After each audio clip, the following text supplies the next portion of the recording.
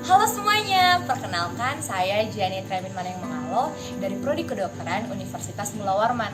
Saat ini saya akan menjelaskan mengenai prosedur pewarnaan bakteri dan jamur yang merupakan tugas praktikum mikrobiologi blok 5 modul 5. Selamat menyaksikan, check it out! Mengapa kita perlu melakukan pewarnaan? Karena bakteri memiliki refraksi yang sama seperti air, sehingga jika dilihat di bawah mikroskop akan terlihat putih atau bahkan tidak terlihat.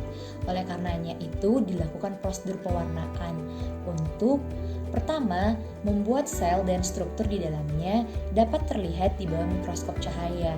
Karena kita tahu ini dapat membantu untuk membedakan tipe mikroorganisme atau bagian spesifik dari organisme yang ada.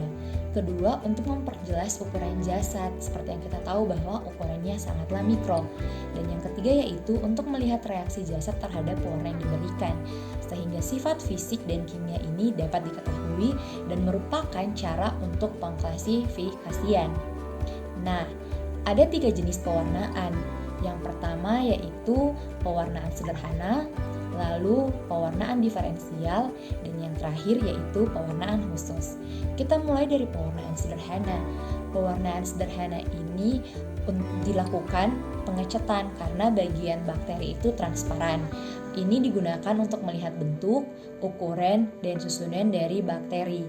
Nah, pewarnaan ini hanya menggunakan satu jenis cat saja. Nah, ada beberapa jenis catnya. Yang pertama yaitu methyl blue, lalu ada safranin, lalu yang ketiga ada fucin basis, dan yang terakhir yaitu ada kristal violet. Nah, ini adalah gambar hasil pewarnaannya. Ini bentuk-bentuk bakteri, ada Coccus, Streptococcus. Lalu pewarnaan yang kedua itu pewarnaan diferensial.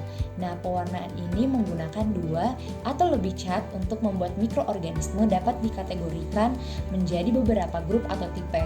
Pengecatan gram dan pewarnaan tahan asam merupakan contoh dari pewarnaan diferensial. Kita mulai dari pewarnaan gram. Pewarnaan gram ini adalah metode pengecatan bakteri yang digunakan secara luas untuk identifikasi dari bakteri. Penemunya adalah seorang dokter berkebangsaan dari Denmark bernama Hans Christian Joachim Gram pada tahun 1884.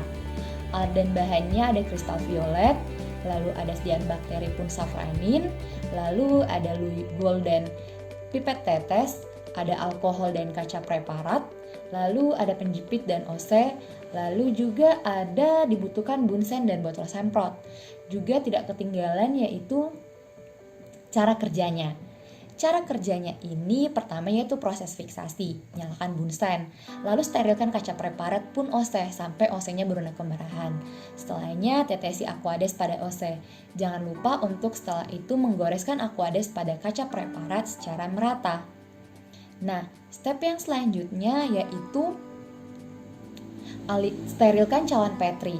Cawan ini berisi sediaan bakteri tadi ya, lalu ambil sediaan bakteri secukupnya dan goreskan bakteri pada kaca preparat secara merata. Lalu tunggu hingga kaca preparat tersebut mengering dengan baik. Lalu kita masuk ke tahap pewarnaan. Pertama kita menggunakan kristal violet. Diamkan selama 1 menit. Setelahnya, alirkan aquades hingga kristal violet pada kaca preparat itu hilang. Lalu tetesi Lugol dan diamkan selama 1 menit. Seperti yang sebelumnya bahwa kita mengalirkan aquades hingga Lugol pada kaca preparat pun juga hilang. Lalu tetesi alkohol, ini kurang lebih hanya 5 detik ya. Lalu alirkan aquades hingga alkohol pada kaca preparat pun juga hilang. Nah, selanjutnya yaitu tetesi safranin, diamkan 1 menit. Lalu alirkan aquades hingga safranin pada kaca preparatnya hilang. Letakkan kaca preparat di atas slider dryer hingga kaca preparat tersebut kering. Nah, proses pengamatan dilakukan di bawah mikroskop dengan bantuan minyak emersi karena kita menggunakan perbesaran 100. Yang selanjutnya yaitu pewarnaan tahan asam. Ini contohnya pewarnaan Sial-Nielsen dan Kuehne-Gabbett untuk membedakan bakteri yang tahan asam dan yang tidak tahan asam. Juga karena ada beberapa bakteri yang tidak dapat kita warnai dengan pewarnaan gram. Selanjutnya pewarnaan khusus. Pewarnaan ini dipakai untuk mewarnai bagian-bagian sel bakteri atau bakteri tertentu yang sukar diwarnai dengan pewarnaan gram. Nah, untuk jamur biasanya digunakan pewarnaan gram. Ini untuk mendeteksi komposisi penyusun jamur berdasarkan reaksi gram yang terjadi dalam bentuk perbedaan warna. Nah, perbedaan warna ini kalau untuk fung yang termasuk dalam yeast itu termasuk gram positif, sedangkan fung yang memiliki HIFA atau mold termasuk dalam gram positif. Ini dipengaruhi karena perbedaan ketebalan dinding sel.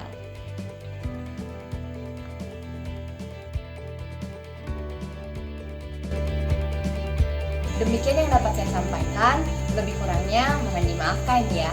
Oh iya, jangan lupa untuk tetap di rumah saja demi mencegah penularan virus corona dan selamat menjalankan puasa bagi teman-teman yang sementara menjalankan ibadah puasa. Sarangnya.